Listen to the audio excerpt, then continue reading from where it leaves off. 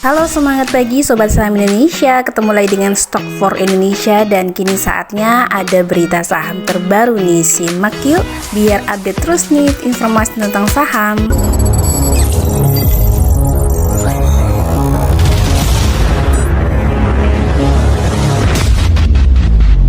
Seperti biasa kita akan mulai berita dari Wall Street yang akhirnya melemah ya. Investor khawatir kenaikan suku bunga menyebabkan resesi. Karena kita tahu di Amerika sedang terjadi kenaikan suku bunga yang terus-menerus kontinu ya, dan ini biasanya akan berujung ke resesi. Lemahnya sampai berapa? Seperti ini rinciannya: Dow Jones turun 1,18%, S&P 1,03%, dan Nasdaq turun 0,79%. Kita tinggalkan Wall Street beralih ke Eropa. Eropa nggak jadi gelap nih, Rusia siap pasok gas lagi. Berlanjut ke berita komoditi. Yang pertama ada emas, yang harga emasnya itu tidak berubah menjelang laporan pekerjaan bulanan Amerika Serikat. Jadi harganya stagnan ya. Nah, hal ini juga dialami oleh batu bara. Karena dua kubu beradu, maka harga batu bara jadi diam di tempat ya. Jadi karena ada yang menaikkan suku bunga, ada yang memangkas produksi minyak ya kan. Jadi berbagai macam sentimen ini akhirnya membuat harga emas dan batu bara juga stagnan nih, nggak kemana-mana, harganya di situ-situ aja ya. Namun berbeda halnya dengan nasib CPO ya. Harga CPO-nya rebound terseret kenaikan harga minyak mentah. Karena harga minyaknya naik, akhirnya harga CPO-nya juga naik. Nah, harga minyak mentahnya naik berapa sih? Ternyata naiknya lumayan nih, 1% setelah pemotongan target produksi OPEC. Jadi udah lumayan nih, minyak udah naik beberapa hari berturut-turut karena sentimen OPEC memangkas produksi minyak ya. Bagaimana nih dengan bursa Asia? Karena ada duet OPEC dan ADP membuat bursa Asia ini bervariasi, ada yang menguat, ada yang turun melemah. Yang menguat diantaranya ada indeks Nikkei Jepang ya, kemudian ada juga Australia, kemudian Korea Selatan juga yang melesat. Nah, kemudian IHSG juga naik tipis 0,02%. Sementara yang turun seperti ada indeks Hang Seng Hong Kong ini ditutup melemah ya, kemudian ada juga Singapura yang turun tipis 0,05%. Nah, untuk IHSG ini ditutup menguat tipis 1,24 poin ke posisi 7076,62%. Apakah menguat tipis karena ada sentimen OPEC? Bisa jadi ya. Well, tiba saatnya kita di sesi emiten ya. Pertama ada di perbankan, ada BNI yang getol menggandeng beberapa bank di daerah. Nah, kemarin udah di Bank Jateng ya, kerjasama dengan Bank Jateng, dan sekarang di Pemprov Sulut nih. BNI gandeng Pemprov Sulut bantu penataan kawasan wisata Bunaken, jadi rajin ekspansi kemana-mana ya. Masih dari perbankan ada Bank Agro, Bank Raya yang akan melakukan rek issue, dan BRI siap menyerap haknya. Agro ini akan melakukan rek issue 3,5 miliar lembar saham baru ya, atau setara 15,39% dari jumlah saham yang ditempatkan di setor penuh oleh Bank Agro. Ada juga nih yang mau rek issue, yaitu Vico ya, yang Victoria Investama isunya 9,9 miliar lembar saham, dan ini digunakan untuk menyuntik dua anak usaha perbankannya ya. Dari perbankan kita beralih ke JSMR Jasa Marga yang sebentar lagi nih bakal ada kenaikan tarif tol di sejumlah ruas ya. Di satu sisi bagus untuk Jasa Marga karena akan menaikkan pendapatan dan mungkin laba bersih jika bebannya tidak terlalu besar.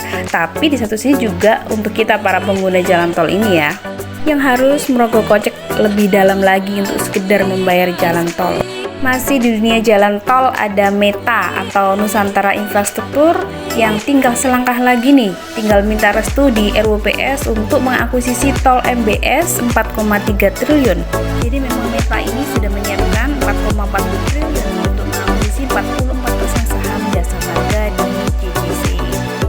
Salim luar biasa ya, banyak sekali melakukan akuisisi beberapa perusahaan yang bahkan kita tidak sangka perusahaan itu akan diakuisisi oleh Grup Salim. Seperti ini juga nih, kita nggak menyangka ya bahwa Grup Salim ini bakal menguasai 37,15% saham Bumi dengan mahar yang fantastis 15 triliun lebih. Ternyata Grup Salim mengambil bagian di private placement yang kita selama ini bertanya-tanya siapa nih investor besar yang akan mengambil private placement dari Bumi. Ternyata Grup Salim. Dan berkat aksi Grup Salim ini maka nanti saham Bumi akan terdilusi ya 58% lebih. Kita tinggalkan grup Salim, balik lagi nih ke konstruksi ya. Ada Waskita Karya yang mengebut proyek infrastruktur karena mendapatkan tambahan dana PMN tahun lalu ya. Jadi Waskita Karya ini sepertinya sering kali mendapatkan PMN dari pemerintah, tapi kalau memang itu dipakai untuk proyek-proyek yang positif sih it's okay ya, kita dukung aja. Masih dari konstruksi ada Adikarya yang tidak mau kalah dengan WSKT dan Wika yang akhirnya membangun prasarana air baku di ibu kota negara baru ya. Nah, kita nanti nih proyek-proyek mereka sepertinya saling bersaing ya, tapi bersaingnya secara sehat ya. Dari konstruksi kita beralih ke emiten beras yaitu Hoki, ekspansi bisnis FMCG, Buyung Putra bidik 80 toko warung koki. Wow, 80 toko langsung, keren. Semoga lancar usahanya ya, karena emiten beras, bahan makanan pokok ini akan laris ketika nanti benar-benar terjadi resesi.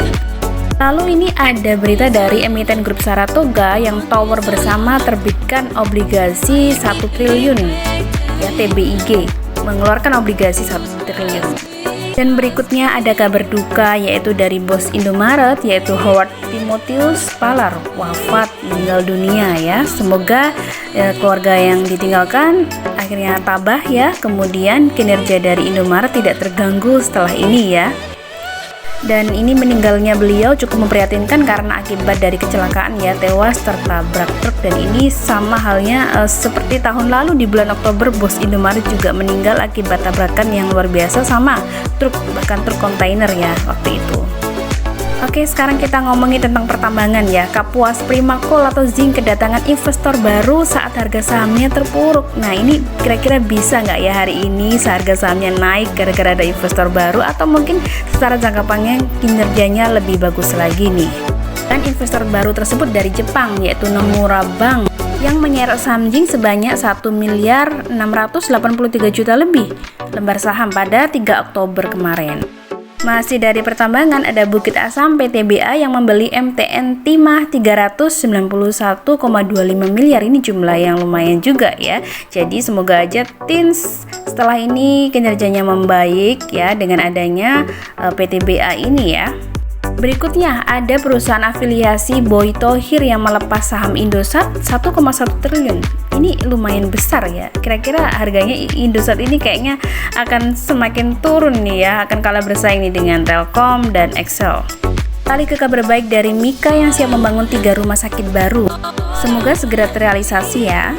Selanjutnya ada SMDR yang akan melakukan stock split ya, tapi sebelumnya harus ada RUPS dulu nih 9 November 2022. Minta restu dulu kepada para pemegang saham. Wah, jadinya makin murah nih harganya, nanti lebih terjangkau ya. Masih dengan aksi korporasi ada OneMed yang akan go public, akan IPO yang menjanjikan bagi dividen 25% dari laba. Jadi di prospektus itu kan ada ya, kira-kira perusahaan itu akan membagikan dividen berapa persen, dan ternyata akan membagikan dividen 25% katanya dari laba bersih. Dan OMED ini bergerak di kesehatan ya. Sekarang sudah masuk masa book building, udah bisa nih teman-teman untuk memesan sahamnya ya melalui book building sebelum nanti IPO. Benar-benar listing di Bursa Efek ya. Jadi dana IPO-nya nanti akan dipakai untuk belanja modal dan modal kerja, kemudian akan diberikan kepada anak usaha PT Inti Sumber Hasil Sempurna Global, juga akan diberikan ke anak usaha yang lain juga ya. Ngomong-ngomong soal dividen, ada juga nih Auto ya, menyusul ASI induknya ya. Auto juga mau bagi dividen nih 106,03 miliar rupiah. Dapatnya per lembarnya itu Rp22 per lembar saham. Yuk, siap-siap nih yang punya Auto ya, akan kebagian dividen nih. Apa yang nggak punya bisa memanfaatkan naik turunnya harga ya. Untuk aksi korporasi lain kita sudah sediakan di grup Telegram kami Forum Trader dan Investor SFI ya. Selain Auto, ada juga nih perusahaan yang akan melakukan right issue yaitu Dinar atau Bank Oke Indonesia. Well, sampai di sini dulu Sobat Saham Indonesia. Terima kasih yang sudah menonton video ini. Semoga bermanfaat dan jangan lupa like, share, komen, dan subscribe ya.